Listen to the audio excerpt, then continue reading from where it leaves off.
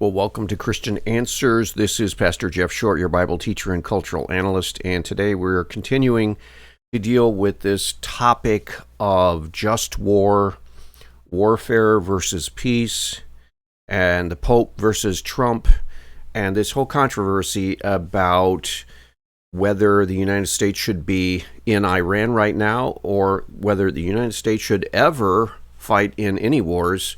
It seems to be, from the Post perspective, no. So we're going to talk about this, and we're going to bring in Bill O'Reilly here on his podcast and talk about his take. Now, he is going to put forth a statement that I am going to disagree with, because he's going to effectively say that the Pope is a pacifist and is supposed to be a pacifist because Jesus was a pacifist, and I'm going to break that down and show why that is actually not true, and that the Pope is being abnormal as far as what a Pope does in advocating total pacifism or seemingly total pacifism. Again, we have these little sound bites from the Pope. We saw that a lot with Pope Francis, and now we're seeing it again with the newer Pope Leo. These little sound bites that seem to be saying something, but then the Vatican can always alter it and say, no, you didn't understand what he was saying. He was actually saying this. So they can actually spin whatever the Pope says. And Pope Leo had a lot to spin, and they did do a lot of spinning during the pontificate of Pope Francis. But Pope Leo now is picking up that mantle, and he's doing the same thing. He's dropping these little sound bites. He's going from one location to another, and the press is there, and so he's getting off the plane, he's getting on the plane, he's on the plane. Little sound bites, statements that really lend themselves to all kinds of interpretation. And I heard one person say that Pope Francis used this as weaponized ambiguity. He would say something real vague and let the news media go run with it, and then if it was something that would be more in his favor, he would let it go. If it was something that was grossly misunderstood, then he would make some kind of a correction, but very rarely would he correct it. It would mostly be the Vatican that would do the spinning. But here we again have Pope Leo speaking on a subject, making a little bit of a snippet of a soundbite, and then all of a sudden the liberal press runs with it.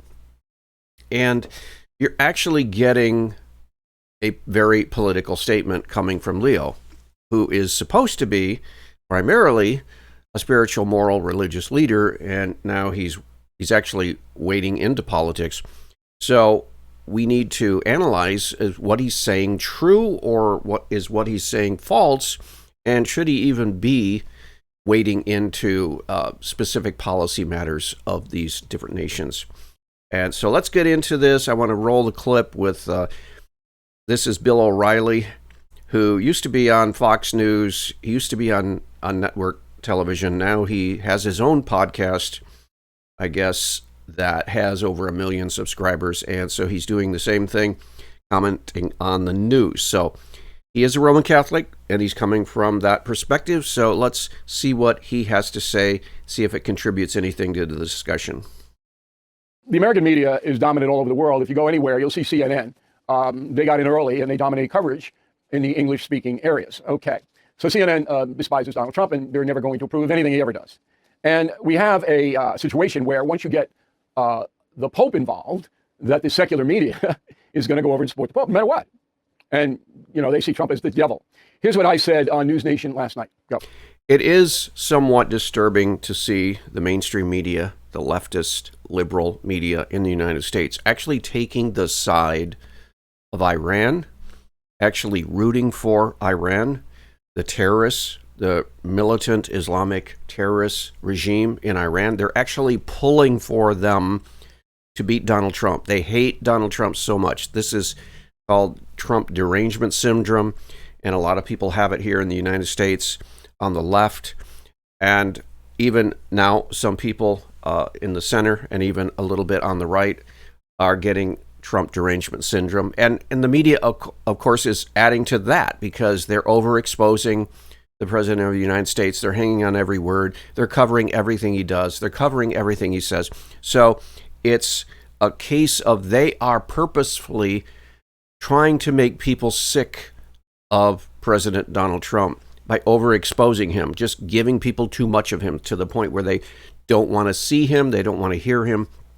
And I have found myself in that situation where the media has so overexposed the president that I actually don't listen to many of his speeches.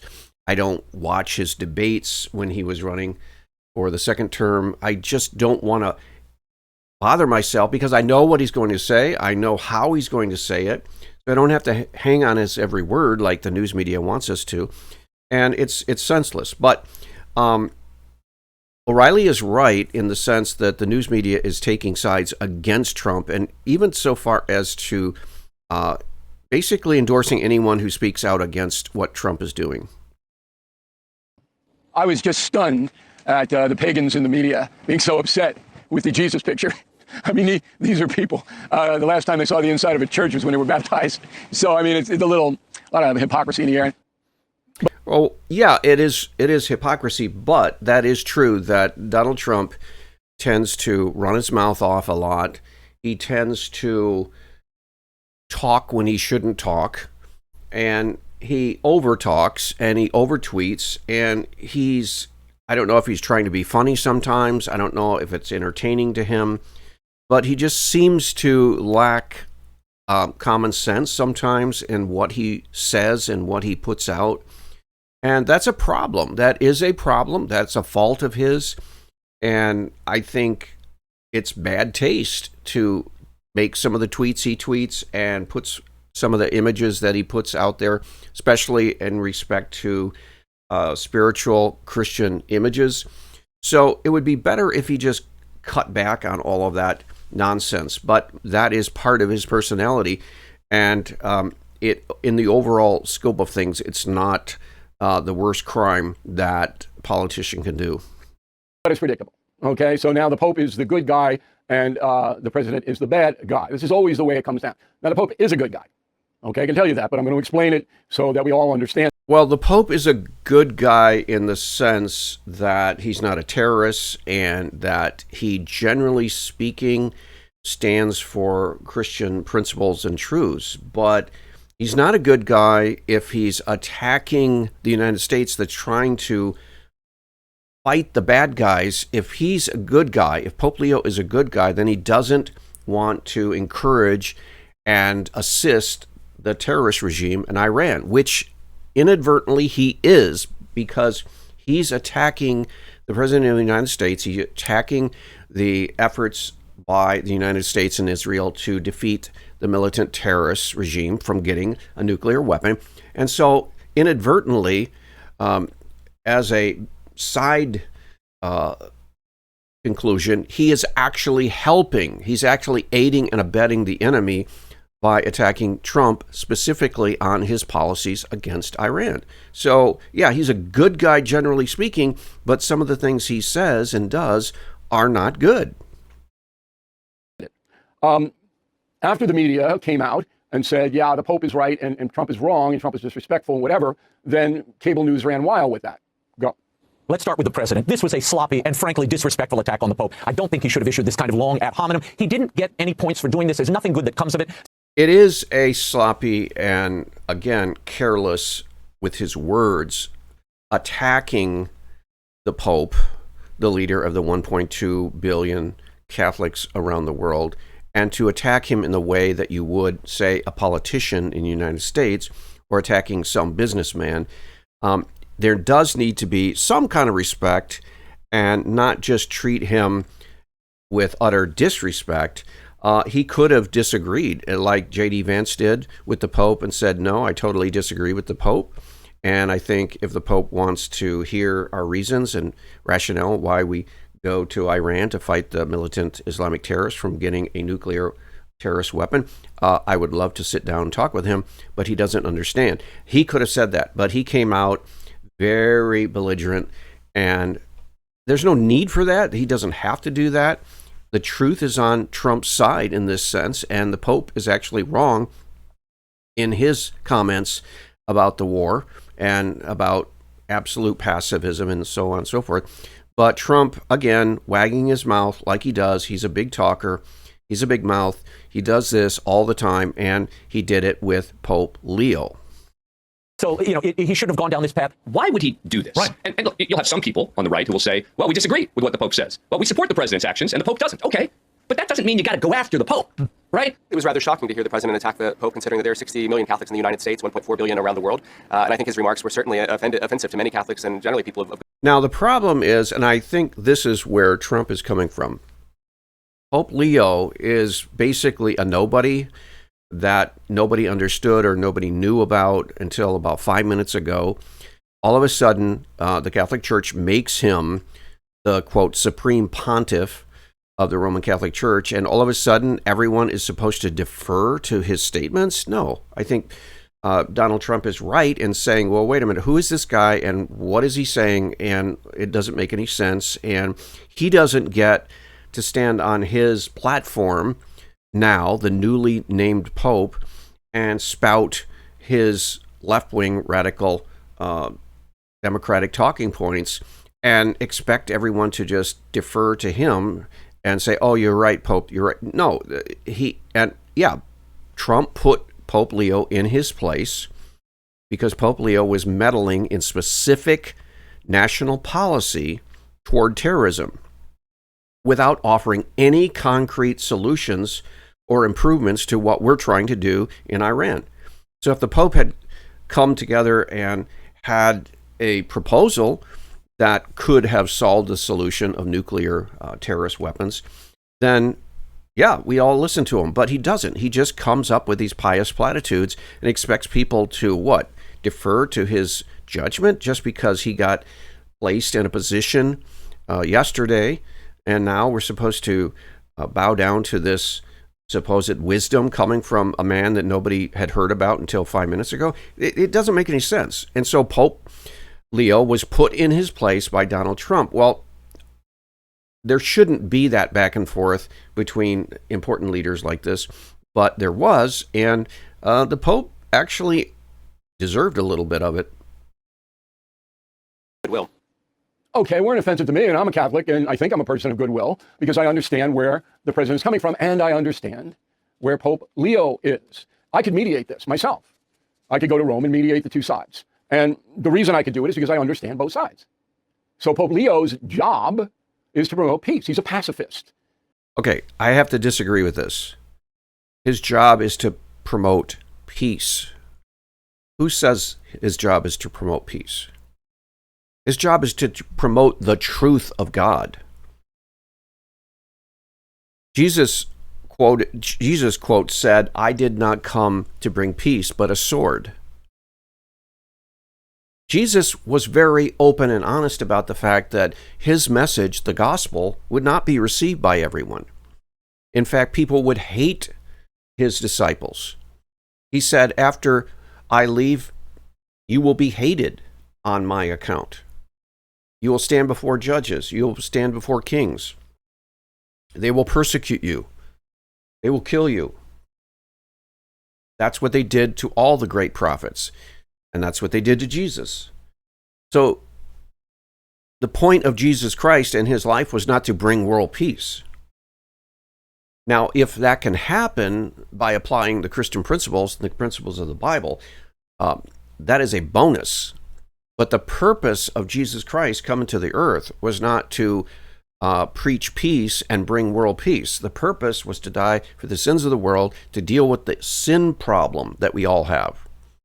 Our broken relationship with God because of our sinful heart due to original sin. We live in a fallen world. There are evil people. There are sinful people. All of us, to some degree, are sinful people. We all need a Savior, and Jesus Christ came to die for sinners. And when we put our faith in him, when we trust in him, when we admit and openly confess and say, yes, I'm a sinner, I need a Savior, forgive me, Jesus. Forgive my sins. I'm not what I should be. Help make me into what I should be. Help our world be what it should be. But we realize as Christians that there will never be a time in our world where there is total world peace. We even see that in the book of Revelation. There will not be peace. Even to the very end, when Jesus returns, he will come and he will conquer those pockets of very vile, evil, sinful, wicked resistance. Even though everyone is a sinful person and in need of salvation, not everyone is evil, vile, and wicked. And we're trying to deal with the regime in Iran that is evil, vile, and wicked because they're willing, for their own political purposes, to blow up civilians in marketplaces and all over the world, planting bombs and strapping bombs to the chests of children and women and volunteers, and to take out hundreds and thousands, and if they get a nuclear weapon, millions of people all at once just to achieve political victories. And we're trying to deal with that. That's the real world. And so saying that Pope Leo is a pacifist, he shouldn't be a pacifist. And the reason he shouldn't be a pacifist is because Jesus was not a pacifist. There's nothing in the scriptures that says that Jesus opposed all wars for all reasons. He never said that nations should lay down all their weapons and never fight for any reason at all. And he didn't say that fathers should never protect their families using weapons and defending them against evil robbers or criminals. He never said you should just let the evil people of the world take over. He never said that Adolf Hitler should be allowed to just run free all over the world, take over the world, conquer the world with no resistance. Jesus never advocated pacifism. He never taught the principles of pacifism. He taught that we should turn the other cheek in our own personal dealings. He said that we should not get caught up in the tit-for-tat, revenge, retaliation mindset in our lives, always screaming out for our own personal rights and justice in every instance. He taught that we should love and forgive and let go and tolerate things that are done and said against us. But he never said that nations should never have armies and they should never defend their people against foreign aggressors who come in. And so Bill O'Reilly is wrong about that. He's wrong about Jesus being a pacifist. If Jesus is a pacifist, he contradicts everything in the Old Testament. Moses wasn't a pacifist. All the great patriarchs were not pacifists. Abraham, the great man of faith, he was not a pacifist. Isaac was not a pacifist. Jacob was not a pacifist. Like I said, Moses was not a pacifist. Joshua was not a pacifist. The prophets, Samuel. You just go on, King David was not a pacifist, who wrote most of the Psalms. Solomon was not a pacifist. All of the great figures in the Old Testament were not a pacifist. If Jesus was a pacifist, he was contradicting all of the heroes of the Old Testament. And he was also contradicting the Apostle Paul, who said in Romans 13 that the ruler, the magistrate, does not bear the sword in vain. He does not use force in vain. That in a fallen world, in Romans 13, it teaches that the magistrate needs to, in order to control and bring about order in society, needs to use the sword at times, because the bad, evil, wicked men will not just lay down their weapons and do the right thing.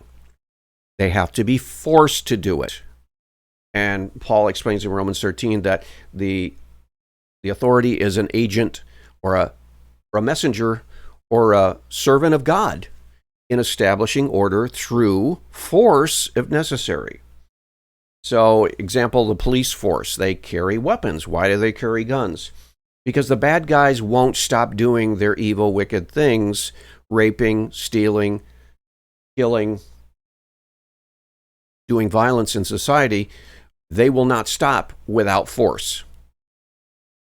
So you don't use force right away. You tell the bad guy, hey, stop doing what you're doing. And if they hold up their hands, and you bring them in and you put them in jail, put them before the judge, and if they're guilty, they go to prison.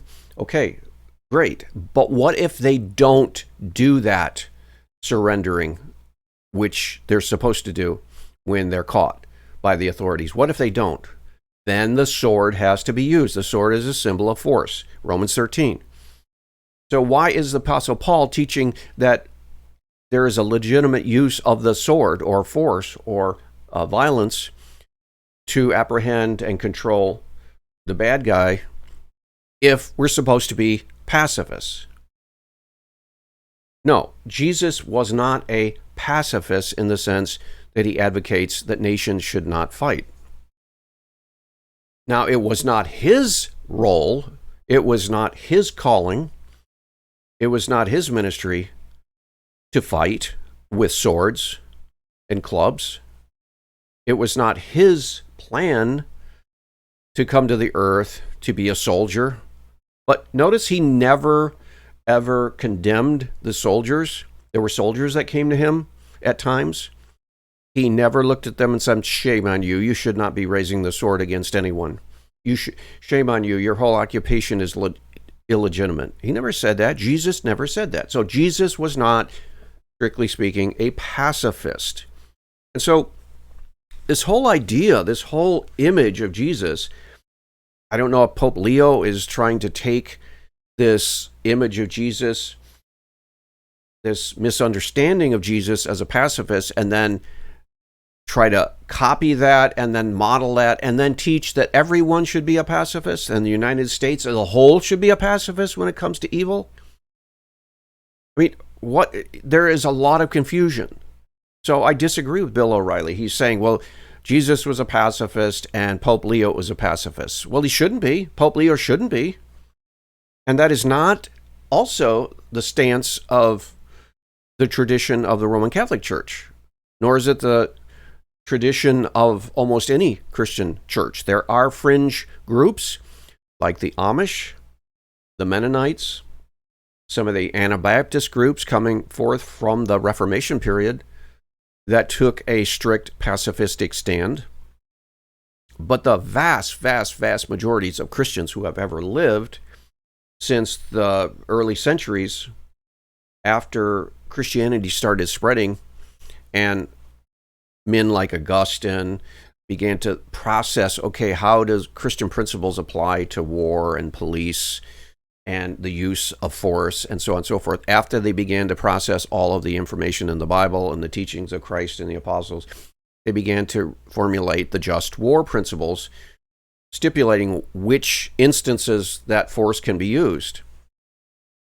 So the popes traditionally have not been pacifist. In fact, there have been many popes that have actually called specifically for volunteers to be soldiers and to engage in violence, for example, during the Crusades, to take back the Holy Land from the Muslims. Popes called for wars in the Holy Land to take back the Holy Land from Muslims. So it is not in the tradition of popes to be pacifists, but Pope Leo, I guess, is a pacifist. But he's not on theological grounds by being one. Maybe personally he just can't see himself ever advocating for war. Okay, well, that's a personal preference, a personality preference. But he should be able to say and articulate what the Christian teaching is on war and remind people that, hey, the Bible does not strictly forbid warfare. It does not strictly forbid the use of force. It does not strictly forbid killing for a just cause. And he should be able to teach that at the same time he says, well, I can't see myself ever taking up arms for anything, defending anyone or anything through the use of violence. Well, okay. And we don't need a pope actually to take up arms. And we don't need our Christian leaders, and we don't need our pastors.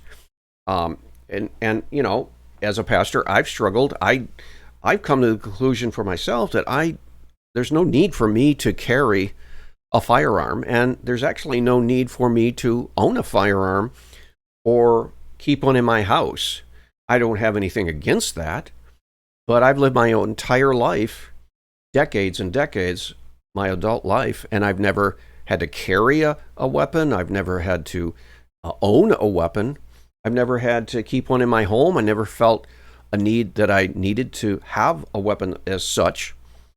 But if I'm a family man and I have a wife and children I have to protect, and my neighborhood becomes violent or there's a lot of crime taking place and it changes, I could see myself actually getting a gun and keeping it in the house just for protection, not to murder someone or kill someone, but to, if someone broke in, to warn them and fire above them, fire at them, but not to try to kill them. And I have no qualms about actually shooting a person who is trying to do something evil and sinful and bad in an effort to protect my family. I would tend to try to avoid any kind of violent conflict like that because I think that's what Jesus teaches. So I think even a person who carries a gun or even owns one in his home, if there's a break-in, you don't want to kill the person right away. You want to shout and tell them get out of there, or else you're going to fire at them and then maybe even fire. It's kind of like shoot across the bow, a warning shot. Hopefully they run away. So you want to try to avoid, and that's what the just war principles teach. You want to try to avoid all that if possible. But the Christian faith, the Bible, does not teach pacifism. And so I have to take issue with Bill O'Reilly here. He says, well, the Pope is the Pope, and he's a pacifist, and that's his job to tell people about peace. And yeah, it's his job to encourage peace, but not to be naively, clumsily, stupidly making comments about peace in the midst of trying to end a terrorist regime that, if they got nuclear weapons, could kill millions of people all at once. So the United States and President Trump are trying to do something, along with the Israelis, trying to do something very good. It's a good thing what they're trying to do. They're trying to fight evil. That's a good thing. So Pope Leo needs to be encouraging people to do good things. The terrorists in Iran, the regime there that has been operating for almost 50 years, that's a bad thing. It has been plaguing the Middle East for 50 years. He should be praying for the success of Israel and the United States in eliminating this terrorist, evil, wicked regime. He should be praying and leading people to pray for peace. We want the war to end as quickly as possible. We want it to obtain its objective as quickly as possible. We want the Iranian leadership to agree to not pursue nuclear weapons.